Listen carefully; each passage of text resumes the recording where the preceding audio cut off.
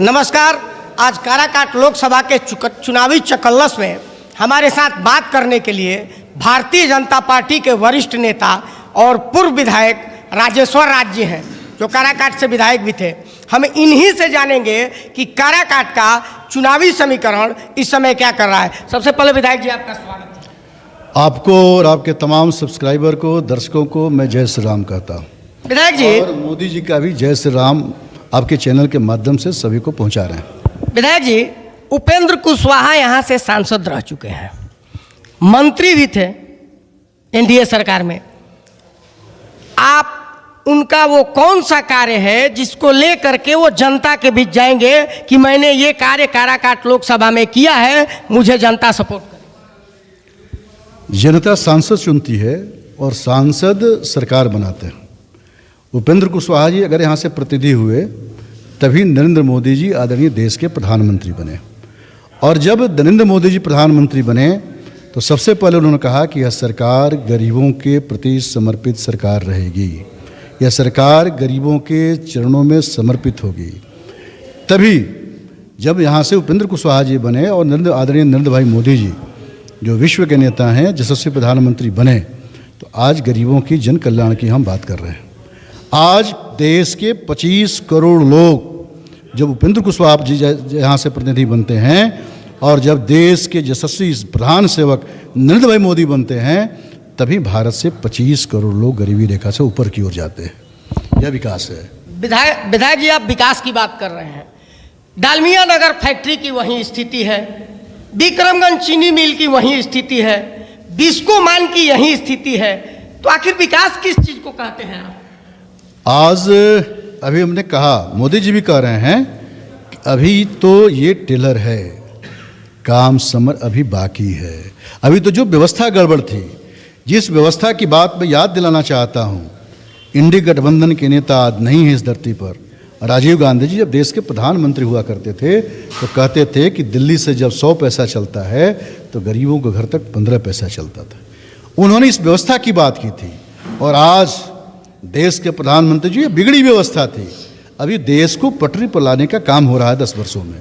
आज देश जहां हमारे रामलला जो हमारे सनातन संस्कृति का प्रतीक था, 500 सालों से हमारे टेंट में बैठे हुए थे, अभी उनको पुनर्वापसी की बात हो रही है। आज देश जो आतंकवादियों नक्सलियों के बीच में झोंका गया। विधायक जी, हम काराकाट की पर्सनल बात करना चाहते हैं। मैं काराकाट का भी स्मरण कराना चाहता हूँ। इसी काराकाट में डीएसपी की हत्या हुई थी, इसी काराकाट में पुलिस की हत्या हुई थी, इसी काराकाट में पुलिस के राइफल लूटे गए थे, इसी काराकाट में अमन कमणी सिंह की हत्या बीच चौराहे पर हुई थी, इसी काराकाट में हत्याओं का दौर चल रहा था, इसी काराकाट लोकसभा में जातीय नरसंहार हो रहे थे। आप शायद भूल गए, आप भूल गए।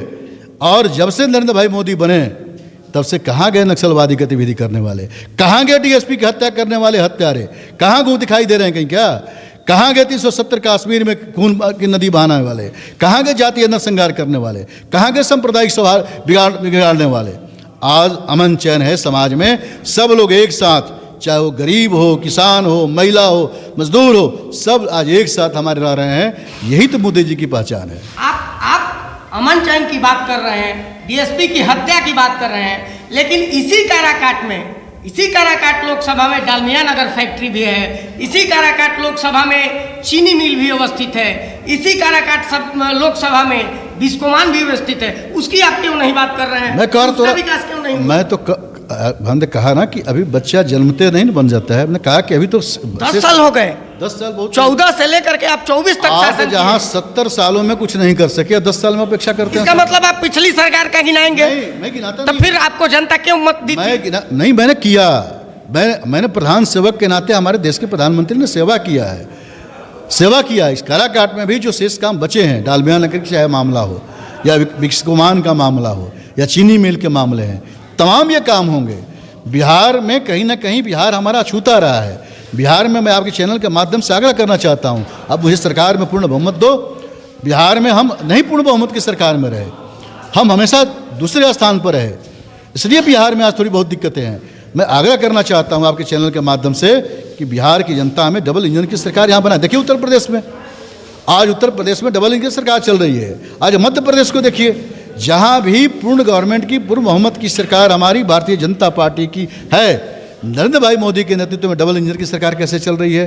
तो बिहार में भी जिस दिन होगा उस दिन ये गति पकड़ेगी। अच्छा विधायक जी, मानव संसाधन विकास मंत्री थे, एक भी न यहाँ पर सरकारी गवर्नमेंट मेडिकल कॉलेज बना, न एक भी गवर्नमेंट इंजीनियरिंग कॉलेज बना, तो आखिर विकास क्या किए हैं उपेंद्र कुशवाहा? शायद आपको पता नहीं है, यहाँ केंद्रीय विद्यालय उन्हीं के रीजन में हुआ, यहाँ इंजीनियरिंग कॉलेज भी खुला करगहर में, शायद आपको पता नहीं है, इसी मोदी जी की सरकार में खुला। करगहर आपके लोकसभा का जिला में हुआ ना, इसी रोहतास जिला में। मैं इसी रोहतास जिले की बात करता हूँ साहब, इंजीनियरिंग कॉलेज यहीं खुला, केंद्रीय विद्यालय दो खुले, यहाँ ससराम में भी खुला और इसी रोहतास जिला काराकाट विधानसभा में ही डेयरी के पास खुला हमारा केंद्रीय विद्यालय, यही खुला। भूल रहे हैं या भुलवाने की कोशिश कर रहे हैं, अंत क्या कर रहे हैं?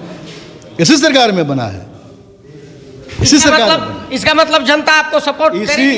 बिल्कुल, जनता ने मन बना लिया है, सपोर्ट करेगी नहीं, पूरे हिंदुस्तान की जनता, जिसमें काराकाट की जनता ने भी मन बनाया है। फिर एक बार मोदी सरकार, अब की बार 400 पार, बिहार में 40 की 40 सीटें, जिसमें काराकाट भी हम प्रचंड बहुमत से जीतने वाले हैं, कोई ताकत रोकने नहीं जा रही है। बहरहाल जो कुछ भी हो, विधायक जी अपनी बातों को रख रहे हैं, लेकिन ऊंट किस करवट बैठेगा अभी कुछ कहा नहीं जा सकता है, आने वाला समय बताएगा।